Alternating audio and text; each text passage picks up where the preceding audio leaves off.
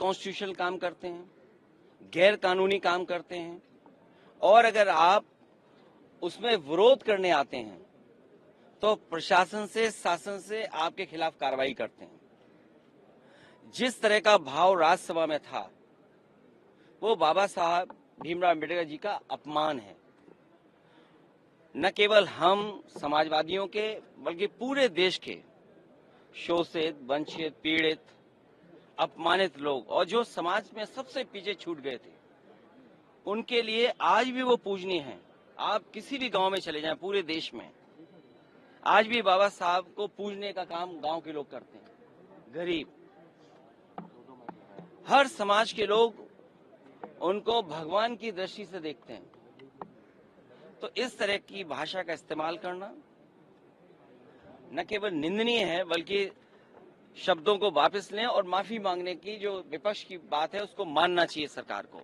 और सच्चाई तो ये है कि जो व्यक्ति माफी मांग लेता है वो बड़ा होता है। माफी मांगने वाला व्यक्ति हमेशा बड़ा होता है।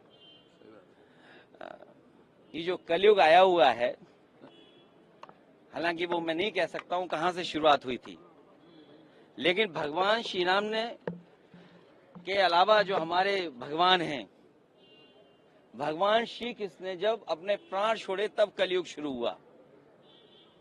आखिरी शब्द भी यही थे जब उनको तीर लगा कि डेस्टिनी थी, ये माफ कहना चाहिए, भूल जाना चाहिए इस चीज को। तो कम से कम सरकार को जिनकी भाषा से, व्यवहार से पूरे देश का सेंटिमेंट बाबा साहब भीमराव अम्बेडकर जी के लिए जो अपमान की तरह भाषा इस्तेमाल हुई, उस पर माफी मांगनी चाहिए और शब्द वापस अपने लेने चाहिए। राहुल गांधी पर एफआईआर हुई है सर, देखिए, ये हालांकि मेरी स्पीकर साहब से बात नहीं हुई और दूसरे पॉलिटिकल लीडर से बात नहीं हुई, लेकिन ये लोकसभा का परिसर है। इसमें सबसे ज्यादा सुप्रीम अगर कोई है तो स्पीकर साहब हैं। अब सोचिए आप, बीजेपी के लोग तो स्पीकर के साहब के ऊपर भी चले गए।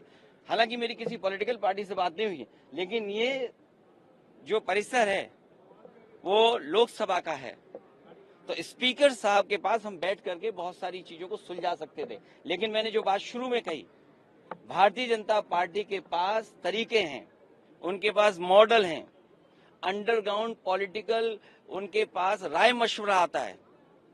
वो कब ध्यान हटा दें, और पहले तो खुद अनकॉन्स्टिट्यूशनल काम करते हैं, पहले खुद गैरकानूनी काम करते हैं और फिर शासन प्रशासन से ऐसा कुछ करते हैं जिससे कि दूसरे पर आरोप लग जाएं।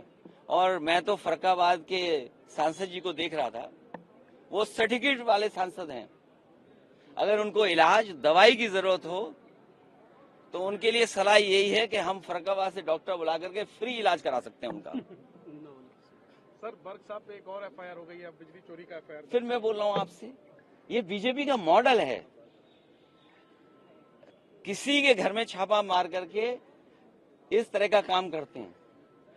पूरे उत्तर प्रदेश में सबसे ज्यादा बिजली को लेकर के गरीबों को परेशान किया जा रहा है। बिजली को लेकर के एफआईआर दर्ज है। आज ऑन रिकॉर्ड मैं कह रहा हूं ये बात, आप निकलवाइए रिकॉर्ड। सबसे ज्यादा बीजेपी के लोगों ने मुकदमे दर्ज कराए हैं किसानों पे, गरीबों पर, और जानबूझ करके। आपकी कोई सुनवाई नहीं है, अधिकारी उनके हैं, अधिकारी खुद हाथ खड़े कर देते हैं, कहते हैं हम पे ऊपर से दबाव है। ऊपर से किसका दबाव है?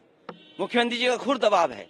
और आज आपने अखबार में पढ़ा कि जब 5 लोग मर गए, न जाने कितनों पे झूठे मुकदमे लग गए, न जाने कितनों को अपमानित होना पड़ा है, घरों में पुलिस गई है, महिलाओं के साथ अपमान का व्यवहार हुआ, तब कह रहे हैं कि हर मंदिर को नहीं खोदना चाहिए।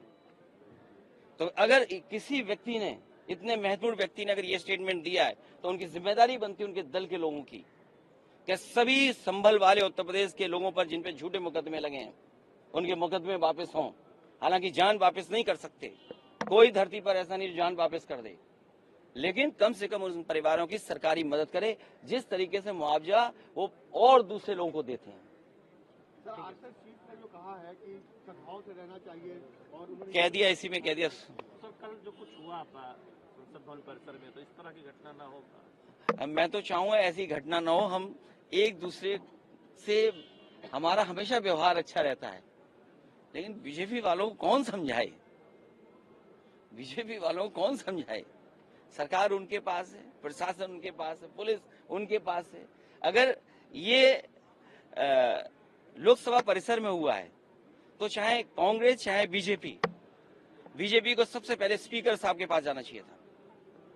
बीजेपी को स्पीकर साहब से शिकायत करनी चाहिए थी। और अक्सर हम और आप तो देखते हैं, जब आपको बाहर किया जाता है तो स्पीकर साहब आपको बाहर करते हैं, पुलिस बाहर नहीं करती है आपको। तो ये शिकायत अगर बीजेपी के लोगों को करना था तो स्पीकर साहब से शिकायत करते, स्पीकर साहब सभी लीडर्स को बुला लेते, हम लोग बात कर लेते। अखिलेश जी, कल जो धक्का मुक्की वाला प्रकरण जब आपकी जानकारी में आया उसके बाद फर्रुखाबाद वाला तो नकली सर्टिफिकेट से जीत करके आए हैं, केवल सर्टिफिकेट से जीते हैं वो। और मैं तो कहूंगा उनके इलाज के लिए हम लोग मदद करना चाहते हैं। मिलने जाएंगे क्या सर? किसान बोर्ड से हटाए। लोहिया जी की वो बात मुझे याद आती है। लोहिया ने कहा कि एक तो जेल में जाते रहो, दूसरा फावड़ा और तीसरा वोट। तो किसान की हर मांग के पक्ष में हम, और भूख हड़ताल के पक्ष में हम नहीं है। लोहिया जी, समाजवादी लोग कभी भूख हड़ताल के पक्ष में नहीं रहे। हम लोग संघर्ष और बोर्ड की ताकत से हटाने के पक्ष में रहे। हमें उम्मीद है किसानों की सरकार सुनवाई करेगी। और आपको भी पता होगा कितनी किसको चोट लगी। आपसे बेहतर कौन है, सब कैमरे आपके पास हैं। अब आपका चेहरा भी बता रहा है कुछ ऐसा है जो हम नहीं जानते हैं। सर, नए साल में इंडिया अलायंस में कोई नई शुरुआत होनी चाहिए क्या? ममता बनर्जी को लीडरशिप देने की बात क्यों कही जा रही है। आप उलझाओ मत, अभी मुद्दा है लोकसभा का। और सच्चाई तो ये है कि जितनी इंस्टीट्यूशन बेहतर होगी, जितना हम और आप सब लोग इंस्टीट्यूशन को स्ट्रेंथन करेंगे, उतना ही नई जनरेशन को इस सिस्टम का, इस ऑर्गेनाइजेशन का फायदा पहुंचेगा। विधानसभा के चुनाव में समाजवादी पार्टी का बीजेपी हारे, समाजवादी पार्टी कैंडिडेट खड़े करेगी, वो अलायंस होगी। बीजेपी हारे उस दिशा में समाजवादी लोग साथ देंगे।